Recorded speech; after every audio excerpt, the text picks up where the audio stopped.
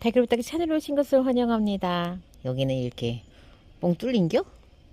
이게 빼놨어야 되는데 안 빼놓은겨? 참말로 이렇게 펴 있었어야 되는데 아침에는 살짝 서늘하고 한낮에는 기온이 높고 밤에 또 다시 또 기온이 또 서늘해지는 일교차가 조금 아직까지는 많이 나는 그런 때입니다. 다육들은 지금 물을 빗물 진짜 그러니까는 그냥 빗물 관수를 지금 충분히 하고 있고 햇볕도 잘 받고 통풍 지금 잘 되면서 아주 건강한 컨디션으로 제 거리대 다육들 이렇게 크고 있습니다. 자, 오늘은 이쪽으로 좀 뽀짝뽀짝 가볼까요? 제 샤몽 꽃대가 지금 올라왔네요. 저기 꽃대 올라와 있는 애가 샤몽이에요. 어저께 이제 엄마랑 이제 우리 키핑장 다육이들 이야기를 하는데 올해처럼 물 반응 잘하는 때가 없어서 기분이 너무 좋다. 그리고 꽃대도 좀 일찍 잘라줘서 다육들이 덜 꼴배기 싫다.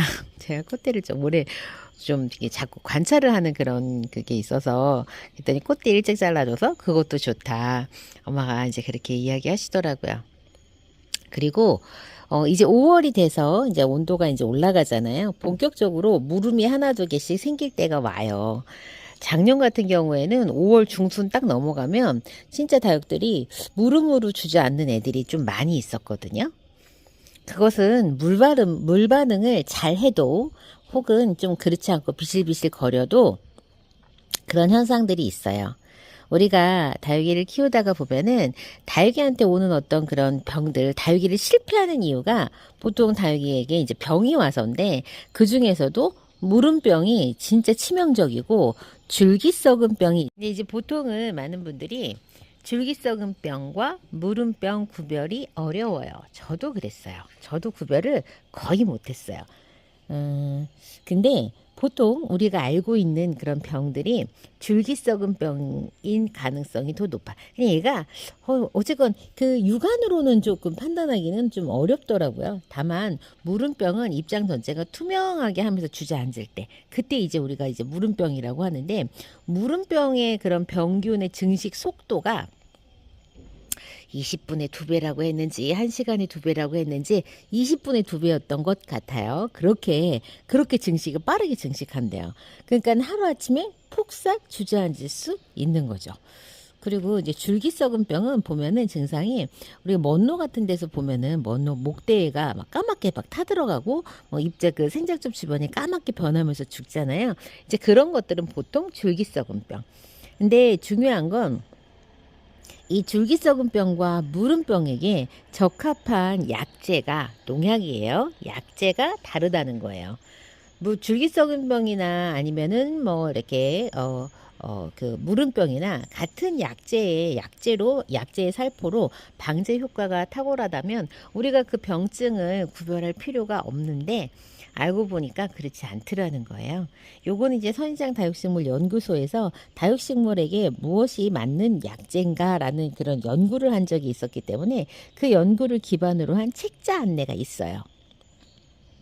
선인장 다육식물 연구소는 고양시에 이렇게 있는데 고양시가 이런 화해류가 특히 선인장류가 이제 특화가 된 그런 지역이었잖아요. 그렇다 보니까 선인장 다육식물 연구소에서는 선인장 다육식물 이렇게 이제 어떻게 하면 품종 개발하고 잘 키워낼 수 있는지 이런 거, 나 키우기 방법 이런 거에 대해서 연구를 해서 민간에 이렇게 보급을 하는 그런 역할을 하고 있더라고요. 처음엔 그 존재도 잘 몰랐었는데 우연히 알게 된 것 같아요. 우연히 어떤 그 화해 원예 그 월간 원예라고 하는 월간 화해였나? 그 월간 원예였나? 그 잡지를 통해서 기사를 읽게 됐는데 그 기사에서 선인장 다육식물 연구소의 이재용 연구사님께서 모닝듀 이제 처음에 아마 모닝듀부터 만들기 시작했을 거예요. 모닝듀를 시작으로 해가지고 우리나라 다육식물을 품종 개량을 하는 어떤 그런 기사를 보면서 아 이런 것도 있구나 이런 역할을 하는 것도 있구나라는 것을 제가 알게 됐어요. 그리고 나서 이제 제가 되게 궁금했던 게 정말 다른 거 말고 막 제라늄 말고 그다음에 일반 관엽 말고 뭐 그다음에 엽채류 뭐 고추 상추 말고 나는 이 다육이한테 딱 맞는 그런 어떤 병증하고 그다음에 농약이 어떤 게 얘한테 적합한지 알고 싶은데 왜 그런 게 많이 알려지지 않았을까 이런 궁금증이 되게 많았거든요. 그리고 얘한테 딱 맞는 어떤 그런 흙을 왜 만들지 않을까? 수요 인구가 너무 작아. 이런 그 상토 만들고 그 이런 그 배양토 만드는 회사가, 농약 만드는 회사가 이 다육식물 인구만을 보고 만들어낼 수가 없어. 심지어 요런 애들은 어디서 키워요? 베란다에서 키우고 거리대에서 키우고 이렇기 때문에 농약을 잘 안 써. 그러니까 만들어 줄 수가 없는 거예요. 그래서 기존에 과채류, 엽채류, 그다음에 과일, 뭐 이렇게 기존에 나와 있던 농약들 중에서 우리 다육식물에게 맞는 농약을 어떤 게 그래도 효과가 있는지를 이렇게 이제 실험을 해요. 이 실험을 통해서 이 우리 다육이한테 깍지에는 어떤 게 좋은지, 물음병이 어떤 게 좋은지, 줄기썩은병이 어떤 게 좋은지 이런 것들을 이렇게 체계적으로 만들어낸 곳이 바로 선인장 다육식물 연구소고, 안내 책자가 별도로 있습니다, 여러분들. 그래서 궁금하신 분들은 선인장 다육식물 연구소 홈페이지나 방문을 하셔가지고 그런 안내 책자를 여러분들께서 이렇게 이제 구매를 하시면 될 것 같아요. 저는 이제 제가 제 커뮤니티에 그 사진 영상, 사진으로도 올려드리고, 이런 영상을 통해서도 여러분께 계속 알려드리고, 또 이제 가까운 지인에게는 제가 그런 정보를 주면서 혹시 농약사를 방문하게 되면 이런 농약들을 구매해가지고 오세요라고 제가 알려드려요. 근데 이제 여러분들 보통 가정에서는 농약까지 쓰면서 다육이를 키워야 되나 이제 이런 생각을 또 하게 되시거든요. 근데 이제 이런 모든 정보 제공들은 우리와 같은 소비자보다는 다육식물을 대량으로 재배하는 그런 재배 농가를 위한 재배 농가, 판매 농가도 아니에요. 재배 농가를 위한 그런 정보가 대부분이랍니다. 왜냐면은 그런 데서 이렇게 재배 농가들, 특히 이제 농촌진흥청 뭐 이렇게 이런 데서 재배 농가하고 이제 어떻게 이제 재배 농가를 잘 살려서 이제 소비를 이뤄내고 이제 이런 것들을 하려고 하다 보니까 기준은 일단은 재배 농가 기준으로 이런 것들이 나와요. 이게 이제 PLS라고 하는 어떤 그런 기준이 있어요. 제도가 있는데 그게 뭐냐면, 어느 나라든 이런 식물이든 과일이든 이런 것들을 수입하고 수출할 때 농약 잔류물이 일정 이하여야 되는 거예요. 어떤 나라는, 엄격한 나라는 아예 농약 잔류물이 없기를 원하죠. 그러다 보니까 우리나라가 선인장하고 다육식물 수출을 많이 하거든요. 그러다 보니까 농약 잔류물 검사를 해야 되는 때가 있었던 거예요. 그게 제가 알기로 2020년경이었던 것 같아요. 그렇다 보니까 농약 잔류물 검사를 하면서 어떤 농약을 썼을 때 잔류물이 언제까지 남아있고 다육이한테 어떤 효과가 있는지를 검사하기 시작해서 나온 게 이 다육식물에게 적합한 농약, 그 다음에 뭐 이렇게 선인장에게 막 적합한 뭐 농약이 어떤 건지, 그런 검사들이 그냥 같이 이루어진 거지. 그러니까 예전부터 우리는 다육식물을 굉장히 오래전부터 키워왔지만 그때는 그런 그 조사를 할 마음도 없었던 거야. 그러다가 수출을 하면서 이 다육식물에게 농약 잔류물이 일정 그 수치 이하여야 되다 보니까 그 검사를 하는 와중에 그냥 겸사겸사 때가 딱 그래요. 이 검사 결과가 딱 나온 때가. 제 말이 맞나요? 아니, 그럴 것 같거든요. 그럴 것 같았어요. 왠지. 그래서 검사 방법도 어떻게 검사를 했냐면, 경기 인근 지역에 뭐 수원, 용인, 고양 이렇게 특정 그 재배단지를 이렇게 특정을 한 다음에 이제 일정 이제 농약들을 살포를 하게 하고, 나중에 가서 이제 개체들을 이제 검사를 한 다음에 이제 이렇게 했더라고요. 그래서 똑같은 약제도 농장마다, 그러니까 화성, 뭐 수원, 뭐 그다음에 용인, 막 이렇게 이제 이렇게 나눠진 농장마다 검사 결과가 조금 오차가 있어요. 이렇게 오차 범위들이 있더라고요. 같은 약제인데도. 그래서 저는 이제 선택을 할 때 90%가 훨씬 넘는 95% 이상의 효과가 있다고 하는 그런 약제들을 제가 이제 메모를 해가지고 이렇게 이제 이왕이면 살 때 이제 그런 약들을 이제 살려고 제가 노력을 해요. 자, 여러분들, 자, 이런 정보들 어디 있다고요? 선인장 다육식물 연구소에 있습니다. 그래서 경기도에 있으니까, 고양시에 있으니까 가까이 계신 분들은 방문도 해서 한 번씩 보셔요. 여러분들 다육이 그렇게 좋아하시잖아요. 농장 열심히 다니지 말고 내가 어떻게 키울 것인가, 내가 어떻게 잘 키울 것인가도 궁금하시다면 그런 공신력 있는 기관에서 제공하는 정보들 여러분들 접근해 보시기 바래요. 제가 조금 이제 뭐에 빠지면 좀 이렇게 유별나다 싶을 정도로 제가 그 농촌진흥청 농사로에도 전화도 하고 메일도 보내고 편지도 보냈어요. 정보가 틀린 것 같다. 정보 좀 수정해봐라. 좀 고려해봐라. 막 이렇게. 그리고 선인장 다육식물 연구소에도 제가 막 메일도 보내는데 답이 없어. 그래서 그냥 그런가 보다 했는데 나중에는 선인장 다육식물 연구소를 다육이 농가, 재배 농가의 그런 사장님들이 거기랑 유기적인 관계가 있다는 걸 알아냈어요. 그래서 그분한테 부탁했어요. 내가 이재용 연구사님, 그러니까 선인장 다육식물 연구소에 다육식물을 이 육종하고 교배하고 재배하는 그 담당 부서를 인터뷰할 수 있도록 좀 해달라고. 그래서 제가 인터뷰를 다녀온 거예요. 제 영상에 보면 선인장 다육식물 연구소 인터뷰, 이재용 연구사님 연구한 그 인터뷰가 2편이 여러분들 그래서 있습니다. 한 1년 전쯤인 것 같아요. 되게 공격적이었어요. 처음에는. 근데 불만이 많았거든요. 왜 우리와 같은 소비자를 위한 정보도 좀 더 많이 만들어주지? 왜 무조건 재배농가들을 위해서야? 기관의 존재 이유가 재배농가를 위해서 존재하는 거예요. 우리와 같은 소비자는 아니었던 거예요. 그래서 이제 이해를 하다 보니까 또 이해를 하면 또 이해가 되는 거죠. 그렇다고 하니까. 그래서 저한테 소개를 해주신 농장 사장님이 너무 공격적이지 말라고 부탁을 할 정도였답니다. 자, 이렇게요. 다육식물을 이렇게 키우면서 막연하게 얘 이름은 온슬로우지. 그래, 온슬로우야. 너의 이름은 르누아르지. 그래, 르누아르야. 너의 이름은 콜로라도야. 이렇게 이 정도만 아는 거 말고 온슬로우야. 너는 에케베리아 속에 속하지. 너의 가문은 에케베리아야. 너의 가문이 에케베리아인데 그래, 에케베리아의 전체적인 특징은 이런데 너는 좀 이런 특징이 있구나. 그중에서도 누구의 피를 물려받은 건지 너의 이런 라인, 시그니처 라인과 너의 엽성, 너의 색감이 로라를 조금 닮은 것 같기도 한데 이런 식으로 접근하면 여러분들 훨씬 재밌어요.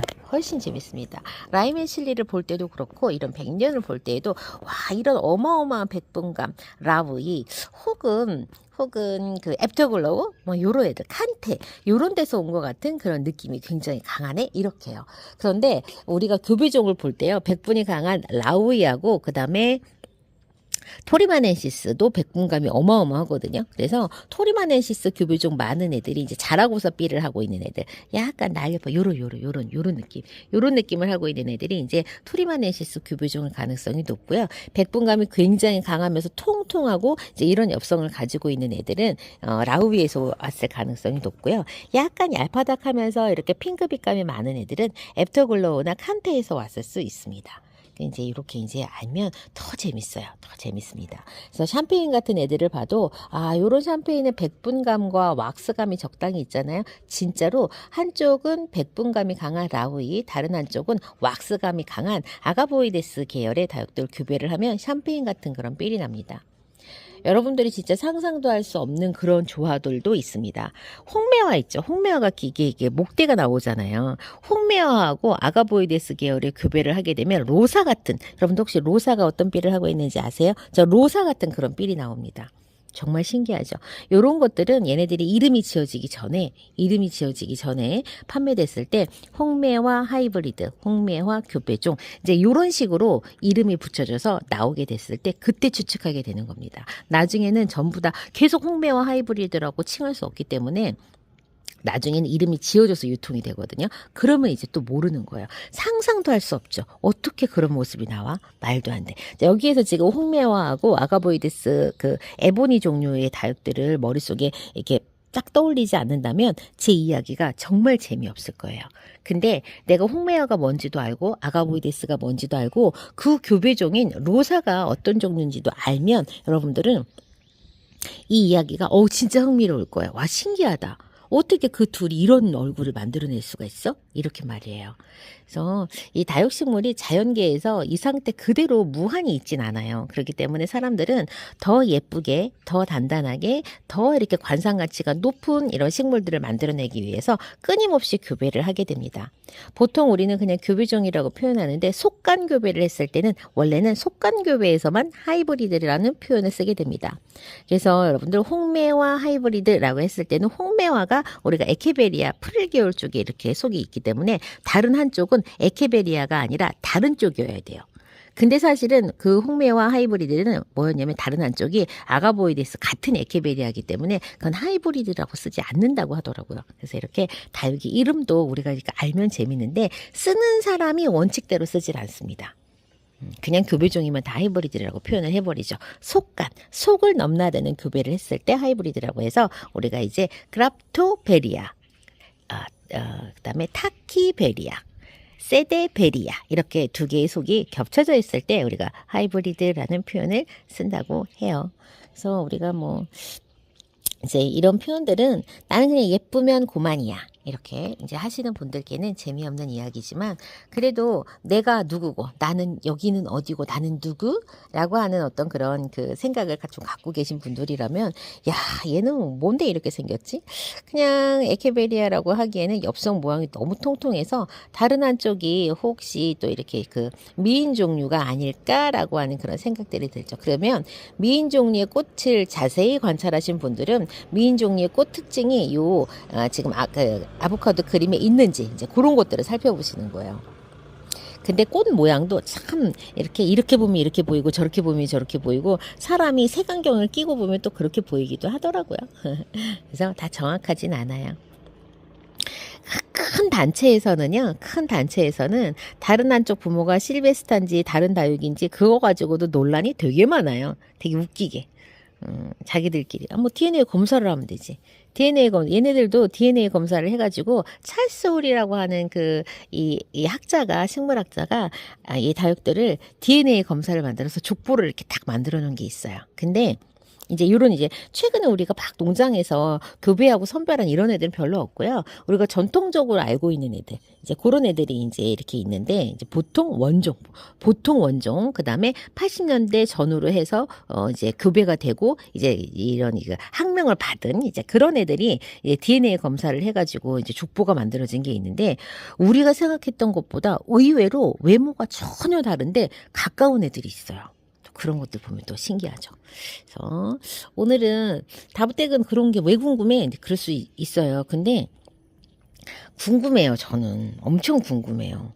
왜 우리가 사람을 만나면 어떤 아이를 만나면 그 아이는 이름이 뭐야? 나이가 뭐야? 그 아이 엄마 아빠는 뭐 하시니? 어디 사시니? 이게 되게 궁금하잖아요. 이거 너무 좀 옛날스러운가? 호구조사하는 거? 엄청 궁금한데? 뭐 이렇게 좀 옛날에는 그 부모가 그 아이랑 무슨 상관이야? 부모 잘난 거, 부모 못난 게 그 애랑 무슨 상관이야? 그랬었는데 제가 꼰대가 되고 있나 봐요. 내일 모레 50이 되니까 제가 왜 무슨 생각을 했냐면 제가 40살이 넘어가니까 저희 엄마 아빠 닮은 모습들이 진짜 뼛속까지 나오더라고요.